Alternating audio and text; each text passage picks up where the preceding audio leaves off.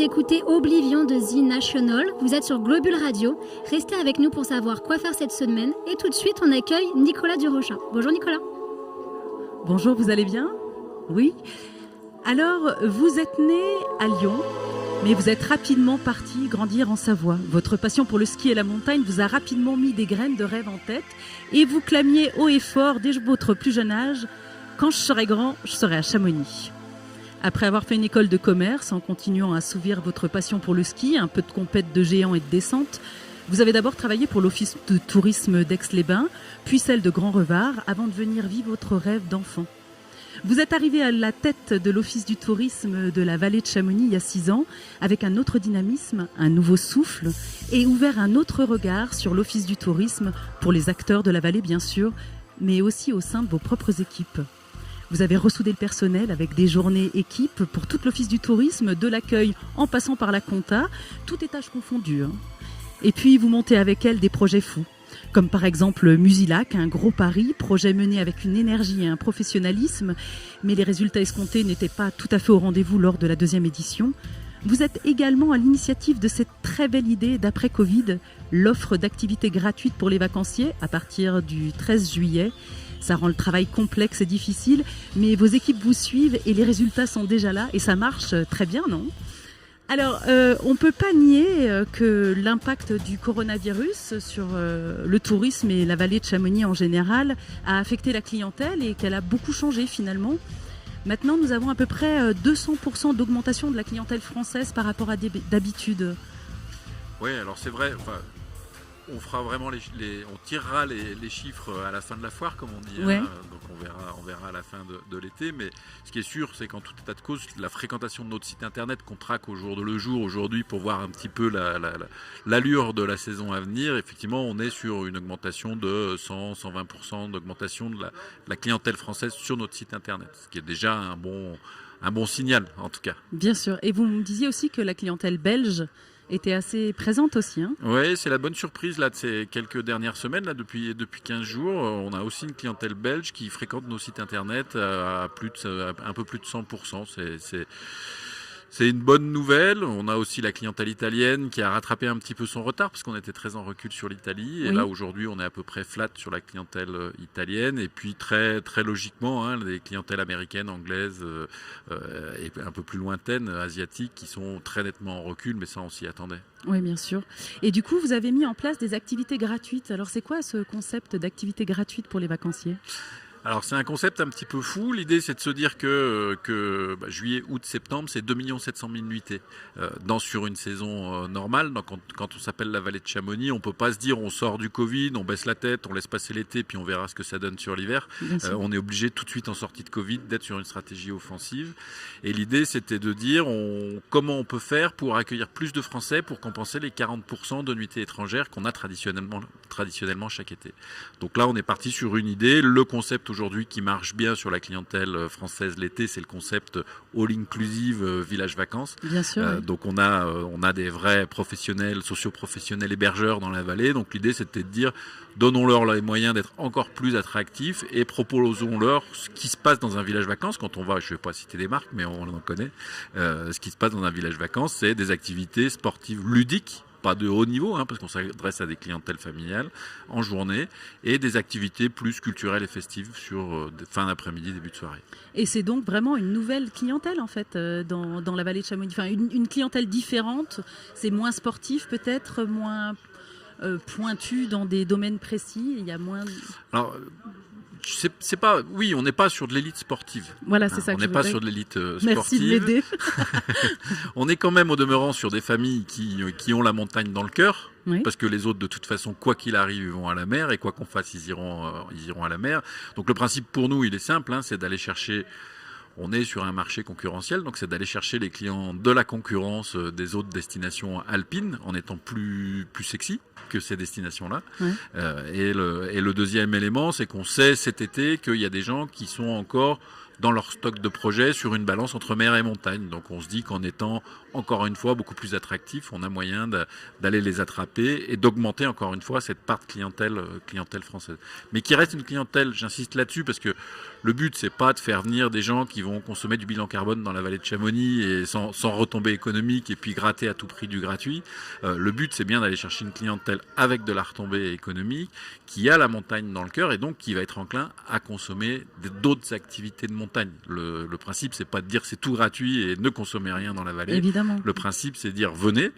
Il y a des petits trucs sympas que vous pourrez faire, mais venez découvrir tout le reste de l'offre. Tout le reste de l'offre, oui. Ouais. Avec en plus une super offre de la Compagnie du Mont Blanc en ce moment pour les touristes, qui réserve jusqu'à J-1 sur le site internet de la compagnie avec un moins 20%. C'est quand même aussi très attractif. Donc c'est vraiment les efforts financiers, enfin les efforts tarifaires de nos hébergeurs, additionnés à l'effort de la Compagnie du Mont Blanc sur ces équipements et additionnés à l'opération de l'Office de tourisme, qui fait qu'on a une attractivité accrue cet été pour la clientèle française. D'accord.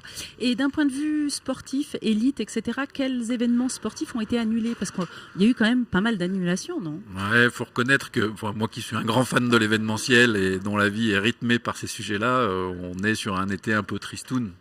C'est vrai que ou différent. C'est vrai, ou différent, ouais. Différent, mais bon, on fera un petit peu moins la fête en tout cas. Mais c'est vrai que annulation du marathon du Mont Blanc, annulation des Alpine Academy d'Arc'teryx qui sont vraiment en train de monter depuis 2-3 ans, annulation de la Coupe du Monde d'escalade, annulation fin août, et là je pense qu'on va vraiment voir l'impact de l'Ultra-Trail du Mont Blanc. Bon, heureusement, la compagnie des guides nous fait l'amitié à tous, gens de la vallée, d'organiser quelque chose cet été, donc on aura quand même une fête des guides digne de ce nom. Et André Manoukian aussi nous fait la sympathie de lutter pour maintenir un Cosmo Jazz du 16 au 22 août, donc on n'aura pas rien cet été, mais un petit peu moins, beaucoup moins quand même. Et j'ai l'impression que, vous m'aviez dit que l'UTMB avait mis en place un FI digital. Un figital. Un figital. Vous pourriez me parler du figital, s'il vous plaît? C'est un événement qui a lieu aussi bien de manière physique sur le territoire ou voire même sur d'autres territoires dans leur concept et qui est relayé sur Internet. Donc c'est un challenge, c'est un espèce de challenge web en fait qui reprend des itinéraires et il va falloir, je ne vais pas rentrer dans le détail, vous aurez sûrement l'occasion d'en parler, mais l'idée c'est de refaire des parties de l'UTMB chez soi en reprenant les distances et les dénivelés. Très bien, on va écouter un petit peu de musique tout de suite. C'était Temi de Tamino, vous êtes sur Globule Radio 90.5. Vous pouvez nous suivre en direct sur les réseaux sociaux, Facebook et Instagram, Globule Radio Chamonix. Justin nous rejoint bientôt pour nous présenter les offres d'emploi. Et Mélanie, je crois que tu avais encore quelques questions pour notre invité Nicolas Durocha. Oui, nous sommes toujours en compagnie de Nicolas Durocha, qui est le directeur des offices du tourisme de la vallée de Chamonix. Alors, j'avais des petites questions aussi au niveau de la culture. Alors, vous nous avez brièvement parlé du Cosmo Jazz. Au niveau des animations et de la culture, vous avez mis l'accent sur quoi cet été? Il y a des rendez-vous à pas manquer? Alors, il y a des rendez-vous à pas manquer. L'idée pour nous, c'est d'être encore une fois attractif tous les jours dans cette logique village vacances. Et nous, office de tourisme, on fait du tourisme, pas forcément de la culture. On nous dit bien souvent qu'on ne fait pas de la culture. On est plutôt sur une logique d'animation et d'occupation des gens. Et c'est vrai que ce qu'on a construit cet été, c'est un programme de cinéma de plein air dans tous les villages de la vallée qu'on a vraiment densifié. On en fait chaque année, mais là, l'idée, c'était vraiment de dire on en fait 2-3 par semaine dans les villages. Des petits... Alors, je dis apéro, c'est pas forcément de l'apéro, mais des fins d'après-midi, initiation Zumba à Chamonix et dans les villages, du street golf, des déambulations dans le centre-ville de Chamonix. Bref, on a mis en place un programme histoire de dire, comme dans un village vacances, on connaît les apéros bien connus de certaines marques de village vacances. On est un peu dans cet esprit-là, en disant, oui, ça sera un peu plus triste en termes d'événementiel, mais du coup, il faut gonfler un petit peu l'offre d'animation et de loisirs. Est-ce que je peux me permettre une toute petite remarque? Allez-y, je vous en prie. Je trouve que, comme vous avez laissé sur le site, et c'est normal d'avoir laissé tous les événements qui étaient annulés, c'est un petit peu touffu pour trouver les informations. en fait. Et peut-être, je ne sais pas, hein, je vous propose peut-être que ça soit peut-être en premier ce qui reste. Parce que du coup, on a du mal, même nous, on fait des agendas, pas vrai, Claire, et on a du mal à trouver la bonne info. Comme vous faites des choses, autant que tout le monde puisse en profiter pleinement. Oui, tout à fait, c'est une bonne remarque. Je prends. Bon, tant mieux. Alors, les dates du Cosmo Jazz, elles sont décalées. Est-ce que vous pouvez nous les rappeler si vous les connaissez ? Du 16 au 22. Du 16 au 22 août. Vous aimez réaliser des projets fous ? Ouais, quand même, vous prenez des risques. On est payé pour ça, oui. Ouais, j'adore. Moi, je trouve ça très bien. Et du coup, quel est le projet fou que vous n'avez pas encore réalisé pour Chamonix ? Est-ce qu'il y a quelque chose, vous avez quelque chose caché Alors, ou on une en a envie encore, un peu on en a sûrement encore dans les cartons, mais je ne veux pas les dévoiler forcément aujourd'hui. Je comprends. Vous n'avez rien à nous... Peut-être que j'en ai même pas encore parlé.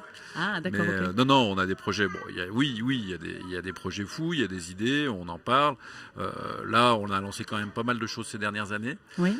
On est sur un gros travail sur tous les éléments numériques et sur tout notre travail. Ça se voit un petit peu moins, mais on est sur des trucs un petit peu dingues aussi, sur tous nos outils du numérique et sur des outils, je pense, qu'aucune autre destination mondiale n'a. Donc l'idée, c'est vraiment de faire ça pour Chamonix.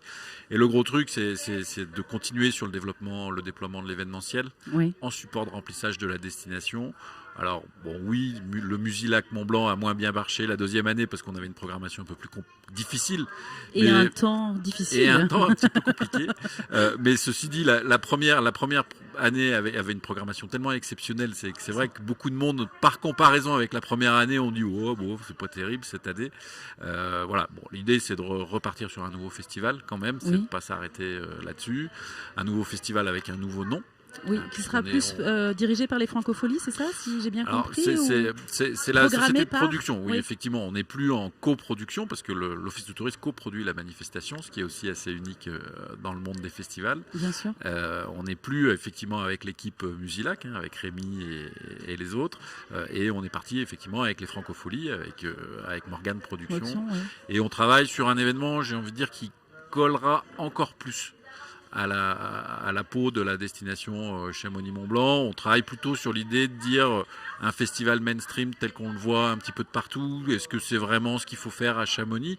On a vu qu'un festival, ça marchait, ça pouvait prendre son public. Bien sûr.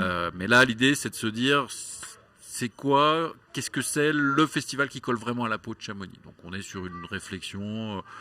un petit peu les mythes de la pop, du rock, enfin aller chercher des choses qui justifient qu'on vienne d'un petit peu plus loin. Enfin bon, je vais pas en dévoiler plus, mais on est sur cette réflexion-là. Mais là, il faut juste qu'on sorte un petit peu des turbulences actuelles, évidemment, avant de repartir sur un projet qui représente un risque assez important. Ouais. Et alors donc, vous aimez beaucoup Chamonix depuis tout petit ? Oui. Mais l'endroit où vous vous sentez bien à Chamonix, où vous pouvez vous ressourcer, vous n'avez pas le droit de me dire que c'est dans votre bureau. Je voudrais connaître un endroit qui vous plaît vraiment ici. C'est chez moi, ça vous étonne ? C'est chez vous ? Ouais. Alors non, nous, on ne peut pas en profiter. Ce serait un endroit que vous puissiez partager avec nos auditeurs, par exemple. Oui, avec les auditeurs. Moi j'ai j'adore le col des Montets. Oui. Je trouve qu'on est sur une autre planète, on est même entre deux planètes, et puis c'est peut-être une bonne liaison avec la personne que vous allez interroger après, puisque on est sur la transition entre la planète Vallée du Trien et la planète Vallée de Chamonix. Mais c'est un lieu que je trouve assez magique, et puis moi qui suis un grand amoureux des animaux, c'est un endroit où on voit très très souvent des bouquetins, des chamois, et puis il m'est arrivé de voir d'autres animaux, donc c'est un lieu assez magique. Et par contre, pour l'hiver, là où je me détends, c'est sur les pistes, forcément. Mais ça surprendra pas grand monde, puisqu'on est tous un petit peu comme ça dans la vallée. Mais vous faites de l'escalade aussi l'été ou pas du tout ? Je fais pas d'escalade, non. Pas d'escalade. Je fais beaucoup de VTT, beaucoup de parapente. Mais finalement, on se rend compte que c'est quand on habite et quand on travaille sur les lieux de montagne que finalement on pratique le moins. Et c'est vrai que j'ai l'impression quand j'étais directeur d'Aix-les-Bains, d'avoir plus l'occasion de pratiquer toutes ces activités-là que sur place, où ça semble facile, mais finalement ça occupe pas mal la direction de l'Office du tourisme de Chamonix. J'imagine. De toute façon, les Parisiens, c'est pareil. Ils n'ont pas le temps d'aller au musée, et c'est nous, touristes, qui allons. C'est toujours comme ça. C'est la même chose. Mais en tout cas, un grand merci d'être venu nous rejoindre aujourd'hui. C'était un très grand plaisir de vous rencontrer. Et puis, on va écouter un peu de musique.